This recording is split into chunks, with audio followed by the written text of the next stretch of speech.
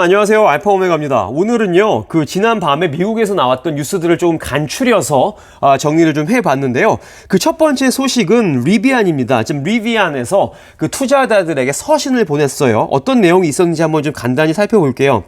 자, 일단은 리비안이 뭐라고 했냐면요. 지금 우리는 아마존과 굉장히 좀 강력한 파트너십을 현재도 유지를 하고 있다라고 얘기를 했고요. 아마존에서 받은 그 10만 대의 그 배달 차량 있죠. 밴. 그거 지금 우리가 잘 만들 수 있을 것 같다라고 이제 얘기를 했다고 합니다.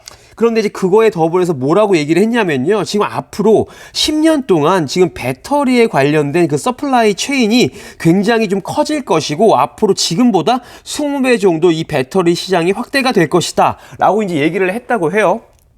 리비안 얘기를 하다가 갑자기 배터리 서플라이 체인을 얘기를 왜 했는지는 어쨌든 모르겠으나 뭐 전기차가 앞으로 이렇게 좀 커질 것이다 라는 거를 강조하고 싶지 않았나 라고 이제 생각을 해보고 있고요.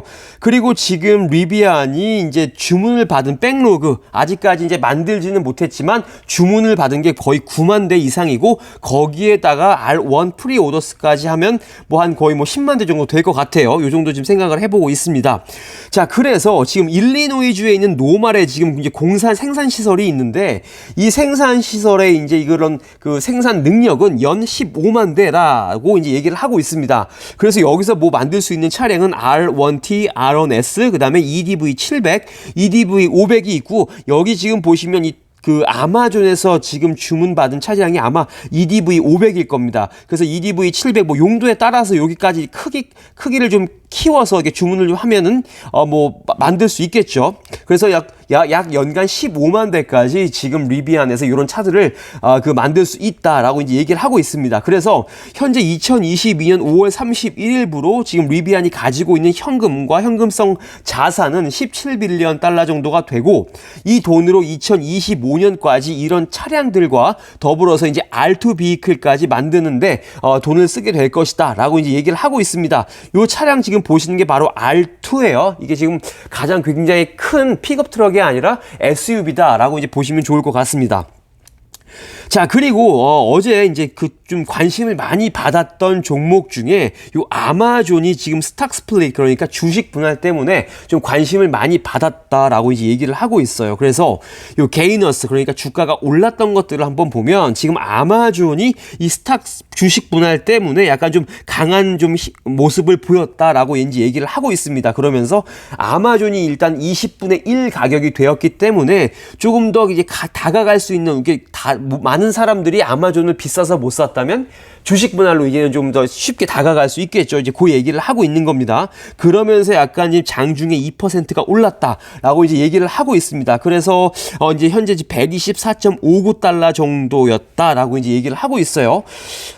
그리고 그것과 하나 더불어서 오라클이라는 기업을 하나 보면 지금 모건 스탠리에서 굉장히 좀 의견을 좋게 줬나 봅니다. 매수 의견을 줬고 요거 지금 굉장히 흥미있는 기회이다. 지금 오라클이 굉장히 좀 많이 빠졌는데 매수 의견을 주면서 굉장히 좋은 기회다라고 얘기를 하면서 아마 오라클이 2023년도까지는 약간 완만하게 그 수익이 가속화될 것이다라고 모건 스탠리에서 굉장히 좀 좋은 신호를 준 거죠. 그러면서 이제 오라클이 주가가 올랐다라고 보시면 좋을 것 같습니다. 자, 그리고요, 지금 에너지 섹터, 그 다음에 필수 소비재 섹터가 이 러셀 2000 지수에 많이 편입이 됐다라고 이제 얘기를 하는데, 이 말은 뭐냐면 에너지 관련된 기업과 그 다음에 이 필수 소비재 관련된 기업이 현재 돈을 잘 벌고 있고, 그에 따라서 주가가 올라가고 있다라고 이제 보면 좋겠죠. 자, 보겠습니다. 자, 지금 러셀 1000 지수에서요, 지금 45개의 기업이 새로 편입이 됐다라고 보시면 좋을 것 같습니다. 근데 그 중에 21개는요, 러셀 2000에서 러셀 1000으로 올라간 그런 기업이 21개였다라고 얘기를 하고 있고, 그리고 6개는 에너지 인더스트리에서 지금 새롭게 편입이 됐다라고 이제 얘기를 하고 있습니다. 그 6개의 기업은 이제 티커만 말씀드리면 CHK, PDCE, SWN, AR 이렇게 되고 있고요. 그 다음에 21개의 소비 업체는 뭐가 있냐면 이 메이시스, 그다음에 AMC, 그다음에 에이비스 버젯 그룹, 그다음에 BJ 홀세일 클럽이 있었다. 그러니까 지금 러셀 2000에서 러셀 1000으로 간다는 거는요, 상위 1000으로 더 상향 조정됐다는 거니까 이건 굉장히 이렇게 올라가는 기업들에게는 긍정적인 영향을 긍정적인 영향이 올 것이다라고 이제 이해를 하시면 좋을 것 같습니다.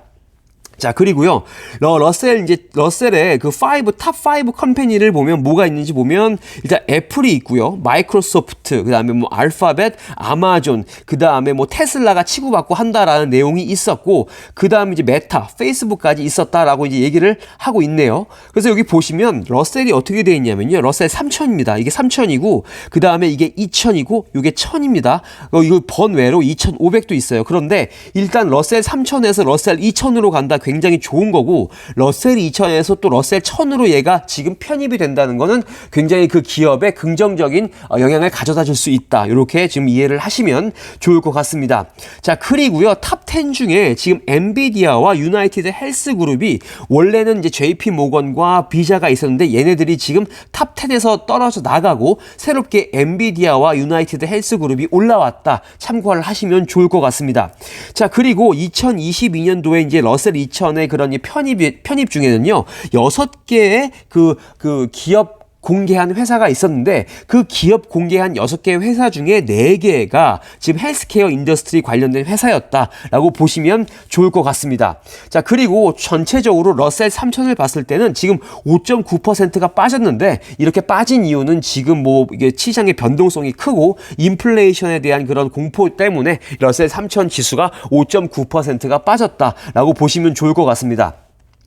자, 러셀 2000, 러셀 3000 이렇게 말씀드리면서 오늘 전반적으로 이렇게 뉴스들이 러셀 3000에 새로 편입된 기업이 뭐더라 말씀을 드릴 텐데요. 우리가 이제 관심 있게 봤던 이 소파이와 코인베이스가 바로 러셀 3000에 편입되었다라고 이제 뉴스가 나왔습니다. 그러면서 지금 34차 러셀 지수 이런 게 뭐 편입 요런 이제 행사에서 지금 우리가 지금 유나이티드 헬스와 엔비디아는 방금 들어갔다 말씀드렸고요. 코인베이스와 소파이가 러셀 3000에 들어갔다라고 이제 얘기를 하고 있고, 그것과 더불어 로빈후드도 편입이 됐다라고 보시면 좋을 것 같습니다. 그리고 지금 이것과 관련해서요, 지금 소파이 말씀을 드렸잖아요. 그 바이든이 최종적으로 이제 7월에서 8월 말에 지금 이제 그 학자금 대출을 탕감을 최종적으로 할 것이다라고 이제 얘기를 했는데요. 요거는 지금 어디서 나왔냐면 공식 이제 관계자가 이 월스트리트 저널에 얘기를 했고, 이 월스트리트 저널이 리포트를 했다라고 이제 보시면 좋을 것 같습니다. 그래서 프레지던트 바이든이 지금 7월이나 8월쯤에 이거를 완전히 완료를 할 것이다라고 이제 얘기를 했다라고 이제 합니다. 그러면서 이것과의 굉장히 영향을 받은 게 이제 소파이죠. 그러면서 소파이가 지금 2022년도 가이던스를 좀 굉장히 많이 내리면서 주가가 내려갔는데, 지금 이제 7, 8월 정도에 이제 이 소파이의 주가가 어떻게 될지 살펴보시면 좋을 것 같다. 그래서 소파이는 7월, 8월 정도를 보시면 좋을 것 같다라는 말씀을 전해드리고요. 그리고 지금 이제 미국 이제 페더럴 리저브에서 연준에서 뭘 하냐면요, 이 전체 은행을 가지고 뱅크 스트레스 테스트를 한다. 이게 지금 결과가 6월 23일 날 나올 것이다라는 거를 좀 기억을 하시면 좋을 것 같습니다. 자, 이 연준에서 시행하는 이 뱅크 스트레스 테스트가 뭐냐면, 이런 지금 심각한 이런 경기 침체가 왔을 때 과연 그 은행이 가계 대출이 가능할까? 혹은 기업 대출이 가능할까? 라는 거를 이제 그런 거를 이제 테스트를 한다라고 보시면 좋을 것 같고, 결과적으로 그 은행이 얼마나 재무적으로 건강한가, 요거를 테스트를 한다라고 보시면 좋을 것 같아요. 그래서 일단은 100빌리언 그러니까 자산을 다 합쳐서 100빌리언 이상이 되는 그런 은행들은 굉장히 1년마다 한 번씩 이제 시행을 하게 됩니다. 그래서 지금 보면 여기 지금 매년 이제 시행하는 이런 은행들이 뭐가 있냐면, 뱅크 오브 아메리카가 있고, 뭐 발클레이, 시티그룹, 크레딧 스위스, 우리가 많이 들었던 이렇게 은행들이 이제 들어가 있죠. 그런데 여기에서 이제 연준에서 나오는 그 결과가 어떤지에 따라서 이 은행들의 주가는 요동칠 수 있다라고 보시면 좋을 것 같고요. 그리고 이 규모가 100빌리언 달러가 안 되는 소규모 은행들은 every other year, 그러니까 2년마다 한 번씩 요거를 이제 시험을 받게 된다, 테스트를 받게 된다라고 얘기를 하고 있고, 앞으로 지금 이제 우리가 정식으로 은행 승인을 받은 소파이도 이렇게 지금 테스트를 추후에 받게 되겠죠. 그거를 좀 참고를 하시면 좋을 것 같습니다. 자, 오늘 전반적으로 뭐 리비안 관련된 거, 그다음에 러셀 지수의 뭐 이게